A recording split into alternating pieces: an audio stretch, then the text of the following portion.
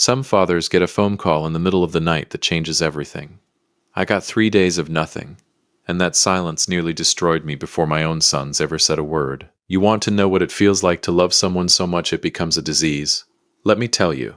It feels like standing in your kitchen at 2 in the morning staring at a phone that won't ring, convinced your own child is lying dead in a ditch somewhere in Florida. That was me, 52 years old, gripping a coffee mug so hard my knuckles went white, waiting for 2 grown men to pick up a phone. My name is Gary Cooper. I run Anvil Biomed out of Shaker Heights, Ohio, a company that calibrates and repairs the machines hospitals can't survive without. MRI units, surgical lasers, the stuff that beeps and hums and keeps people breathing. I built that business with my hands and my back, and I built it so my boys would never know what it felt like to go without. My father didn't get that chance. He shipped out when I was 7. He never came home. Nobody taught me how to throw a baseball. Nobody sat me down and told me I mattered. So when Harry was born, and then Darren 2 years later, I made myself a promise standing in that hospital hallway in Shaker Heights. These boys will never know that kind of empty.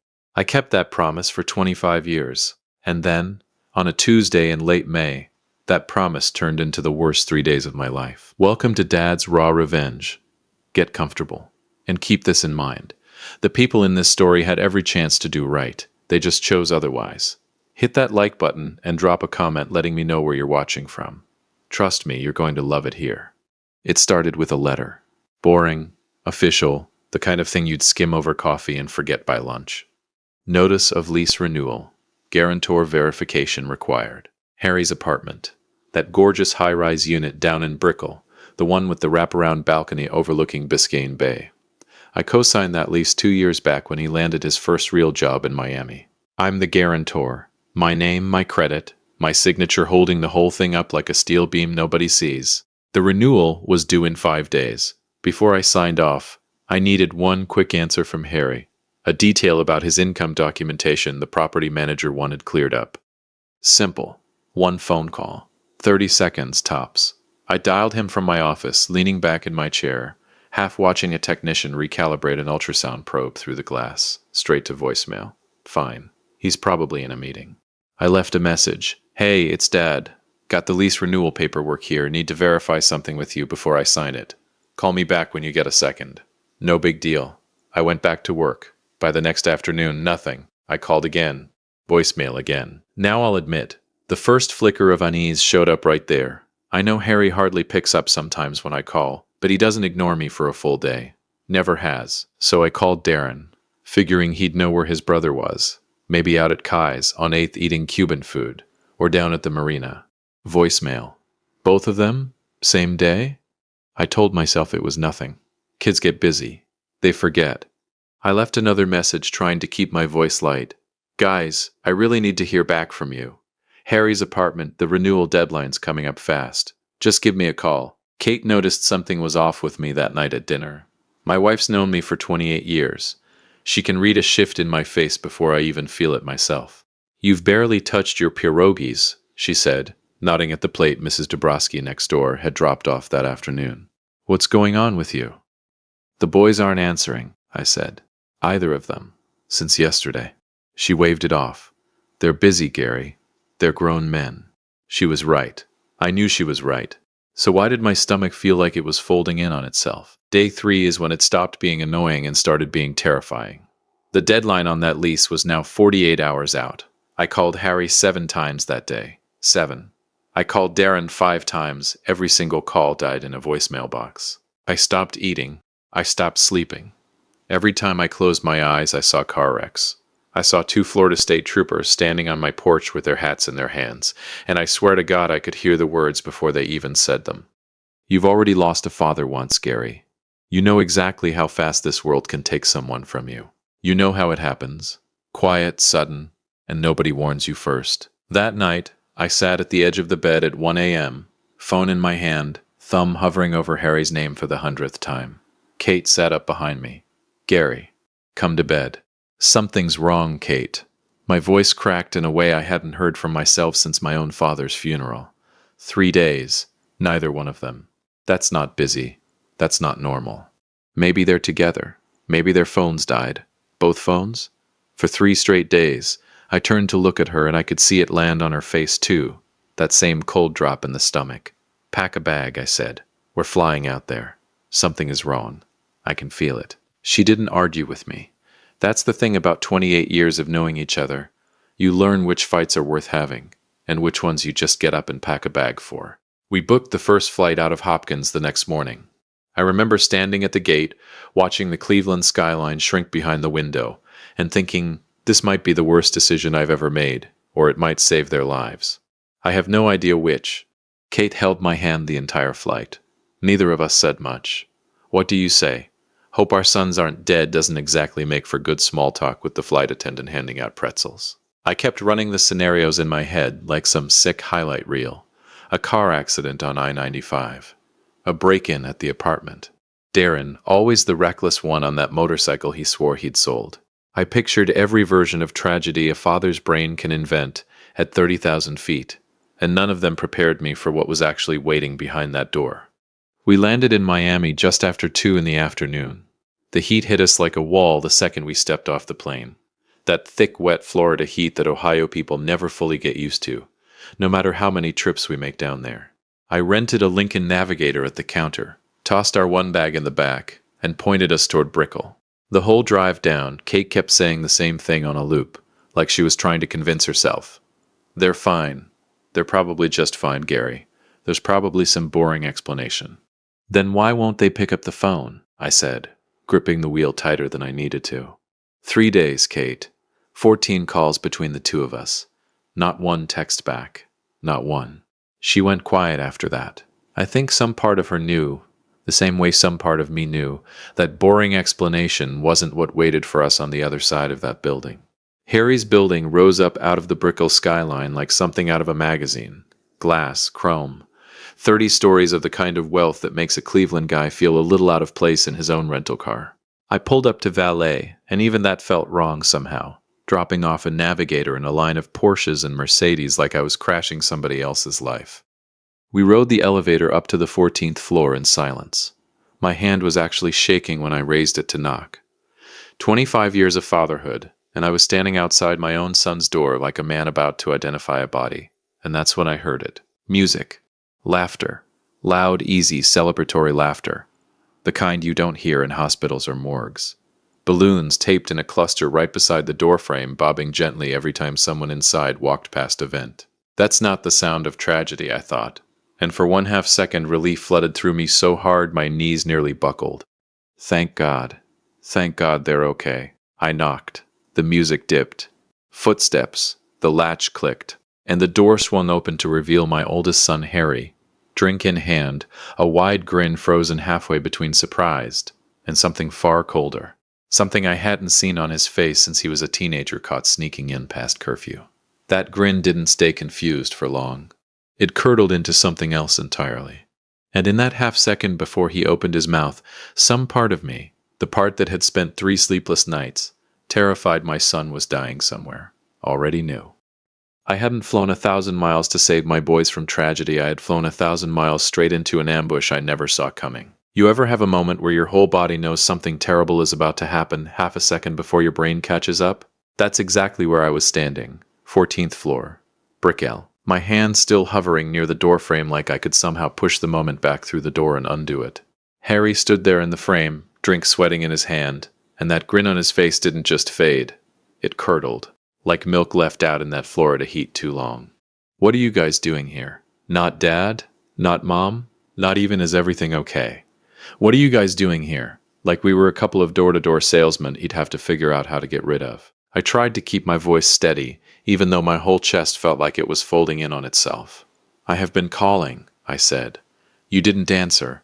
I thought something happened to you. Kate pushed past me a step, hands flying up to her mouth, and for 1 second, just one, I watched 25 years of motherhood pour out of her all at once. Oh, thank God, she gasped. Son, you're okay. We've been calling for 3 days straight. We were sick with worry. We thought something terrible. Harry cut her off before she even finished the sentence. He rolled his eyes. Not a small eye roll either. A full, dramatic exhausted. I can't believe I have to deal with this eye roll. The kind children give you when you ask them to take out the trash. We didn't answer because we didn't want to talk to you. His voice came out sharp, flat, final. Stop calling us. We have our own lives. You're suffocating us. Just stay on your own. Stay on your own. 4 words. I've been hit by a lot of things in my life. A garage door once, a rogue MRI cart that got away from a technician, my own father's absence for 45 straight years. None of it landed the way those 3 words landed. I stood there in the hallway, balloons bobbing gently against the doorframe behind Harry's head, like the whole building was mocking me, and I genuinely did not know what to say. 25 years, every game, every scraped knee, every 2 a.m. fever, and this is the return on investment. Before I could even find words, a woman stepped up beside Harry. Young, pretty, holding a glass of something pink and bubbly, her whole posture radiating a kind of smug exhaustion I'd only ever seen on reality TV. Honestly, she said, crossing her arms, it's too much. Do you guys ever stop hovering? Kate blinked at her, completely lost. I'm sorry, who are you? The girl's smile widened. She raised her left hand, slow, deliberate, like she was presenting evidence in a courtroom. A ring caught the hallway light and threw it right back in our faces. I'm Haley, she said, his fiancée, and today is our engagement party, which you are currently ruining by showing up uninvited. Uninvited. Ruining. I heard the words land, but for a second they didn't fully register, like my brain refused delivery on a package it knew would hurt too much to open. Our son. Engaged. And we found out about it standing in a hallway, being told we were ruining it. 28 years of marriage, and I have never once seen Kate look the way she looked in that moment, like someone had reached into her chest with a bare hand. I want to pause right here, because this is the part where a lot of people who've never lived it, would say, Gary, just walk away, don't make a scene. And believe me, some part of me was already halfway to the elevator in my head. But another part of me, the part that flew 1,000 miles because I genuinely believed my sons might be in danger somewhere, that part needed to understand. How does a father go from he's calling because he loves us to he's suffocating us without a single conversation in between? I found out real quick. That was the moment that broke me. I'd tell Kate later that night on the plane. Not the insults. Not the entitlement. Not even that girl's smug little smile. It was knowing they saw my name on their phones. They saw me calling. They knew I was worried sick. And they chose to let me suffer for 3 straight days. That's not independence. That's cruelty with a return address. But that came later. Right there in the hallway, all I had was a mouth that had gone dry and a wife quietly falling apart beside me. Behind that heartbreak, though, there was something else. Something Kate hadn't even said out loud yet, but I knew exactly what she was thinking, because I was thinking it too. Back home, sitting in our fireproof safe, was her grandmother's antique ring. 20 years she'd kept that thing polished, wrapped in the same faded blue cloth, dreaming about the day she'd slide it onto the finger of whatever woman our son chose to marry. And instead, she was standing in a hallway in Brickell, being treated like an intruder at a party, celebrating a ring that wasn't even hers to give. Darren appeared in the doorway right about then, holding a tray of what smelled like mojo pork and fried plantains, and groaned the second he saw us. Actually groaned like we were a chore he thought he'd finished. Are you serious right now? He set the tray down on a side table hard enough to rattle the plates. You guys just couldn't let us have this one day, could you? I felt something steady itself inside me right then. Fear was turning into something else. I don't know if it was anger yet. Maybe just clarity. Son, I said, keeping my voice level, I didn't come here to ruin anything. Your landlord sent an urgent notice. Your lease renewal deadline is tomorrow, and because I'm the primary guarantor, I needed to verify a quick detail before signing it, so you don't lose this place. I called your brother, then I called you, and neither of you answered for 3 days. Darren let out this laugh, short, mocking, the kind of laugh that has no actual humor in it, just contempt wearing humor's jacket. Oh, here we go again, the savior complex. He shook his head slow, like he was talking to a child instead of the man who'd been paying his rent. You think because you co-signed a stupid piece of paper you get to track our every move? This is exactly why we both chose colleges thousands of miles from home. We literally picked our schools just to get away from your constant suffocating help. Thousands of miles. On purpose. To get away from me. I flew 1,000 miles because I loved them too much to sit still. They moved 1,000 miles because they loved me too little to stay close. Harry nodded along like his brother had just delivered some kind of TED talk, then leaned against the door frame, arms crossed, drink still in hand. Exactly, he said. You always use money and fixing things just to keep tabs on us and feel important. I pay my own rent now with my own job. I don't need you hovering over me acting like a hero. He paused, and here's the part that really cracked something open in my chest. We saw your calls. We purposefully didn't answer. We wanted to see how long it would take for you to finally get the hint and stay on your own. Purposefully. Not we were busy. Not our phones died. Purposefully. For 3 days I sat awake picturing every possible danger they could be in the entire time. My sons were sitting somewhere watching my name light up their screens, and deciding, on purpose, to let their own father suffer, just to teach him a lesson. Haley tossed her hair back, clearly bored of the whole exchange by now. Yeah, she said, we're trying to celebrate our future with people who actually matter. We don't need your old-school drama here. She gestured vaguely down the hall, toward the elevator like she was shooing off a delivery driver. Please leave. Please leave. In my own son's doorway. By a woman I'd met 4 minutes ago. Please leave. I want you to understand something about me, because it matters for everything that comes after this moment. I didn't yell. I've thought about that a lot since. Whether I should have raised my voice, whether some part of them needed to see me break the way they'd just broken their mother. But that's not who I am.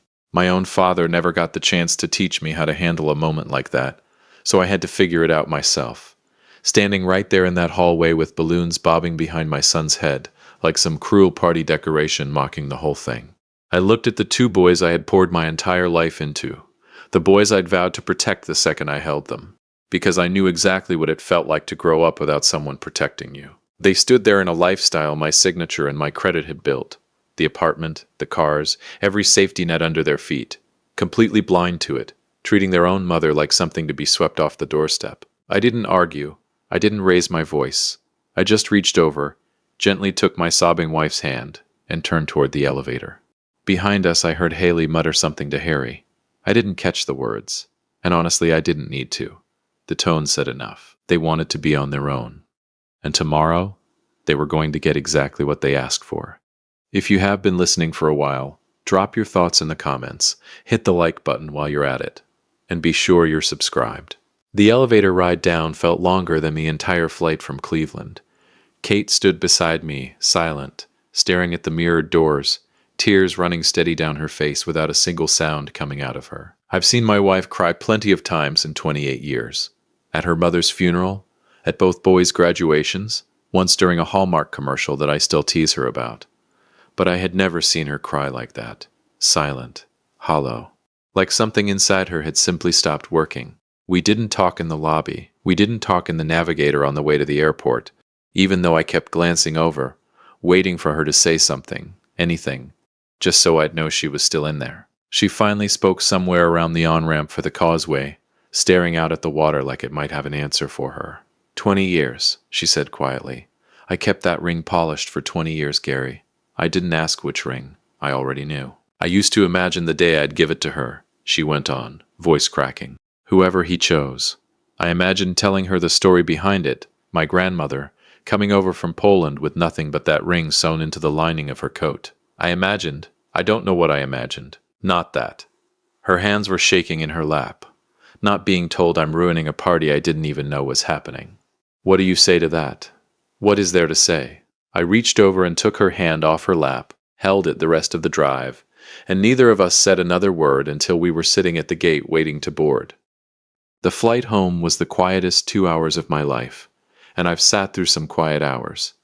Kate stared out the window the entire time, watching Florida shrink and disappear beneath the clouds, tears slipping down every few minutes like her body had simply given up trying to stop them. I held her hand and said nothing. What was there to say? It'll be fine? It wasn't fine. They didn't mean it. They meant every word. They'd told us themselves they'd planned it, watched the calls come in, and chose silence on purpose. They're just going through a phase? 25 and 22 years old is not a phase. That's a grown man's decision, made in full daylight, with a fiancé cheering him on.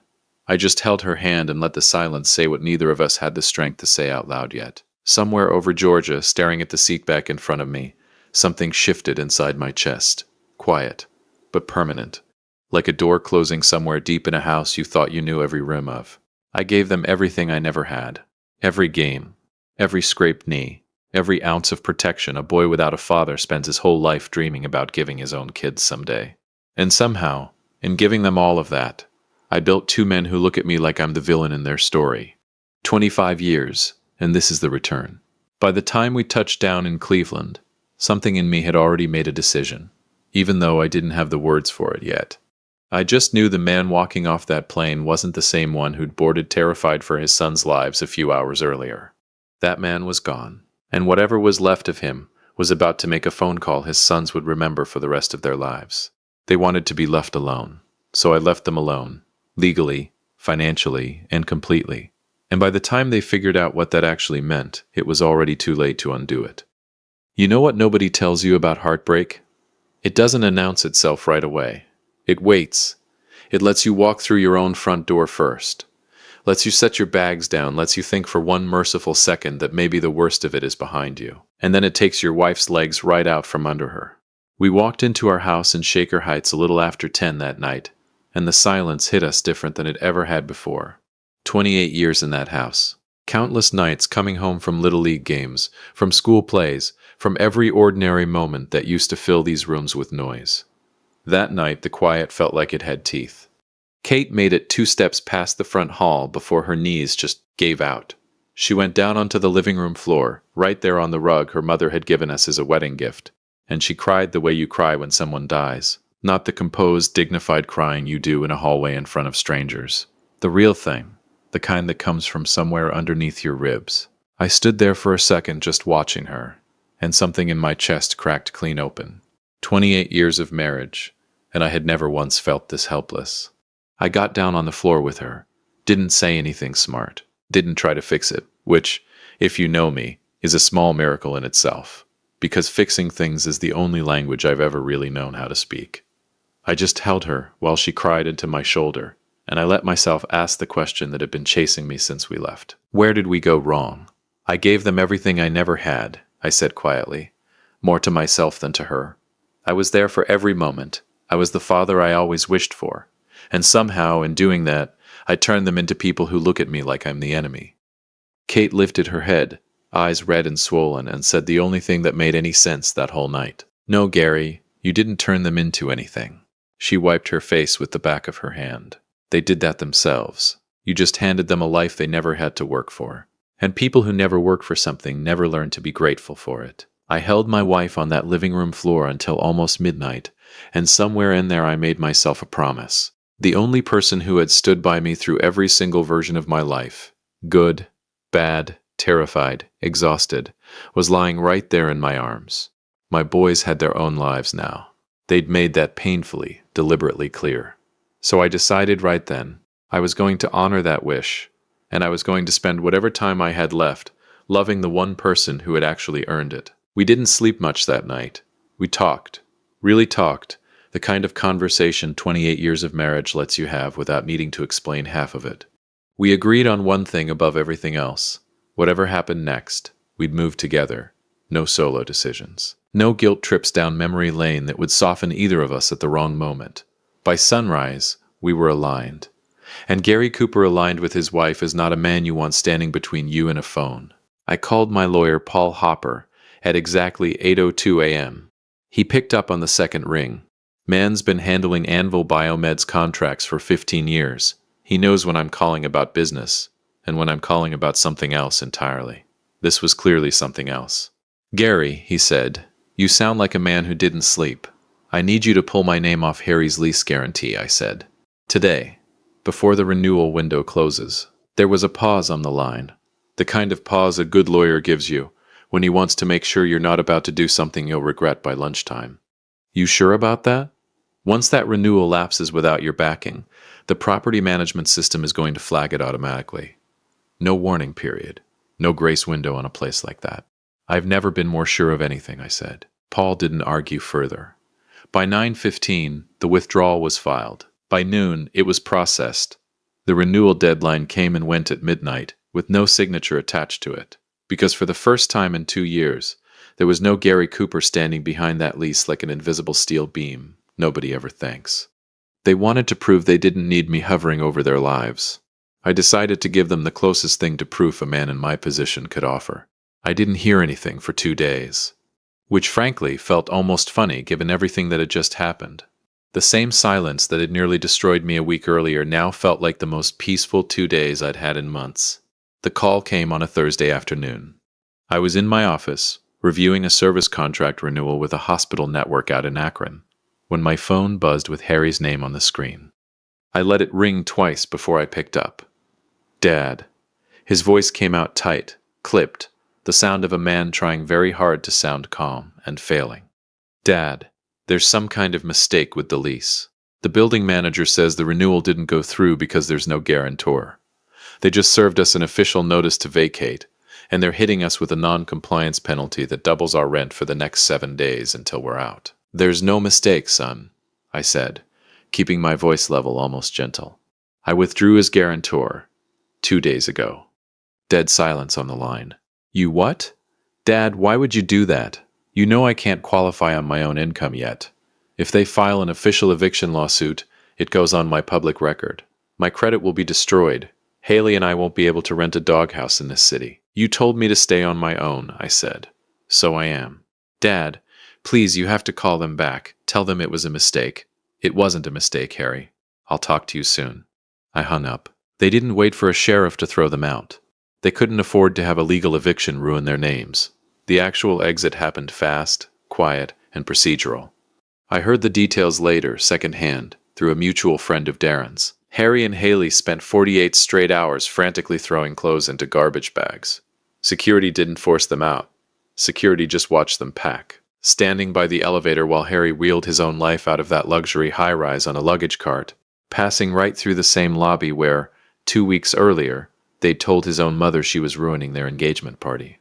There is a quiet clarity in watching natural consequences finally arrive at a door that had been propped open by my signature for far too long. Because here's the thing nobody tells you about being a fixer your whole life. The moment you stop fixing, the world doesn't collapse. It just becomes honest again. I didn't stop there either. Over the following week, I looked at every other financial thread tying my name to theirs. You can't just cross your name off a co-signed loan with a pen, but you can force the bank's hand. I called our account manager at the bank that held Harry's side business line of credit, which was secured by my company's assets. I officially revoked the authorization for him to use my collateral. The bank immediately froze his business draw and issued a demand for him to find new security within 30 days. Next, I called the lender on Darren's Jeep. I informed them in writing that as cosigner I was actively refusing to cover any future delinquencies. Since Darren's credit score alone was a disaster, the bank flagged the loan as high risk and demanded an immediate restructure. I didn't do it with anger. I just let the financial institutions do what they do best. Look at my son's actual worth without my shadow covering them. They asked to be on their own. I was just letting the banks show them exactly what that meant. They showed up on our porch about 3 weeks later. They didn't have a choice. Miami had chewed them up and spit them out the second my money vanished. Harry's business venture collapsed without the line of credit, and with no luxury high-rise to live in, they had to pack whatever fit into a budget rental box truck and drive 18 hours straight back to Ohio to survive. They didn't call first. They just pulled that yellow rental truck right up to our curb in Shaker Heights, looking like two ghosts of the successful men they thought they were. Darren was the one doing the knocking, hard and fast, his face pale and furious, pounding on the door like it owed him an apology. I opened it, let them in, sat them down in the living room, same room Kate had collapsed in weeks earlier, and let them say whatever they'd driven 18 hours straight from Miami to say. Harry went first, and he was crying before he even got through the doorway. Real tears this time, not performance. Though it took me a minute to remember that real tears don't automatically mean real accountability. How could you do this to us? His voice broke on every other word. We're your family. You're ruining our lives over a small argument, and you know I'm getting married soon. Small argument? I asked. My voice was entirely empty of emotion. You watched your mother and me call you for 3 days straight while we were sick with worry, Harry. You ignored us on purpose to teach me a lesson. Now the world is teaching you one. Harry's face shifted then, grief curdling fast into something uglier, a desperate panic. You're just a control freak who wants to see us fail, he screamed, his voice echoing off the hardwood. You've always been like this. You can't stand that we don't need you anymore. This is a sick revenge plot because we didn't invite you to a party. I didn't flinch. I don't want to see you fail, son. But you told me you didn't need me hovering over you acting like a hero. I'm just honoring your wish. If you truly don't need me, then you don't need my name on your apartment. You don't need my collateral for your business. And you don't need my signature on your debt.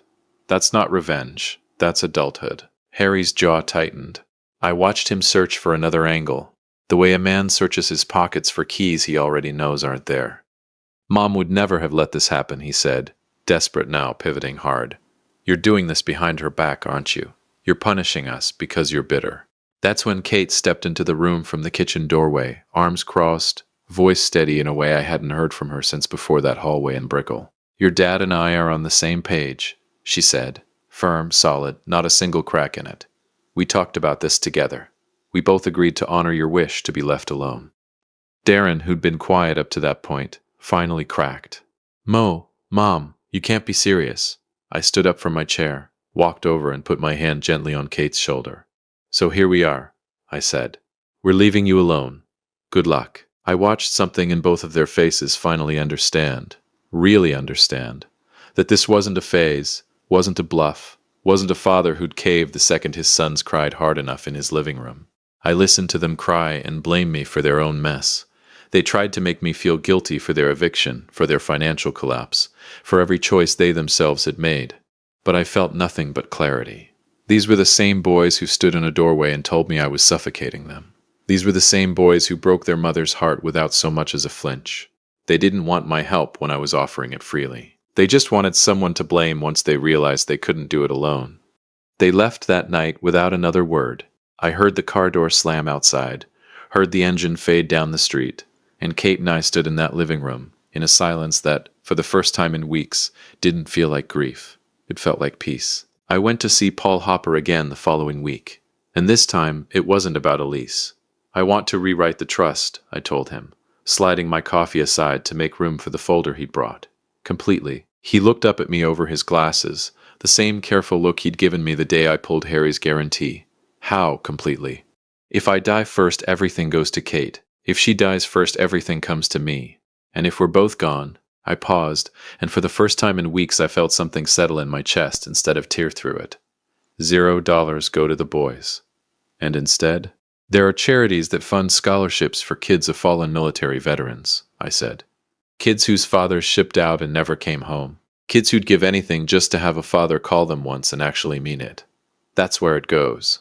All of it. Paul didn't ask me to reconsider. He just nodded, made the note, and got to work. My own father was taken from me by a deployment that never ended the way it was supposed to.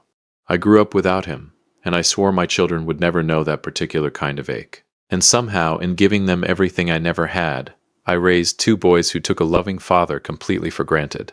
My boys don't need my money. They've made that abundantly clear. But there are kids out there right now, real kids, in real houses, with a folded flag on a mantle somewhere, who would trade almost anything for a father to call and ask how their day went. My legacy isn't going to the sons who pushed me out of a doorway in Miami. It's going to the children who'd actually give anything to have a father worth calling. Months passed after that. The calls from Harry and Darren slowed, then stopped altogether. I heard through an old family friend that they'd moved into a smaller place together somewhere outside the city. No more Brickell views, no more balcony over Biscayne Bay. Struggling, apparently. Learning the hard way what a monthly budget actually looks like when your name isn't backed by somebody else's signature. I won't lie and tell you it didn't sting to hear that. It did. Some nights it still does. But every time that ache creeps in, I remember the hallway. I remember stay on your own. I remember watching my wife's face fall apart over a ring that never got its moment. And the ache settles right back down where it belongs. Kate and I sit out on our back porch most evenings now, right around sunset, coffee in hand, watching the sky do its slow fade over the same Shaker Heights backyard, where two boys once learned to ride bikes I'd stayed up half the night assembling. She reached over one evening not too long ago and put her hand on mine, the way she's done 1,000 times over. 28 years. And I looked at her and realized something simple and true. My father died when I was 7. I spent my whole life trying to be the man he never got the chance to become. But somewhere along the way, I forgot that the only person I truly needed to protect was the woman sitting right beside me the entire time. My boys have their own lives now. They made that crystal clear standing in a doorway in Miami. And my wife and I, we have each other. And that, it turns out, is more than enough. If you enjoyed this story, hit that like button, subscribe, and drop a comment below. Let me know where you're watching from. I will see you on the next one.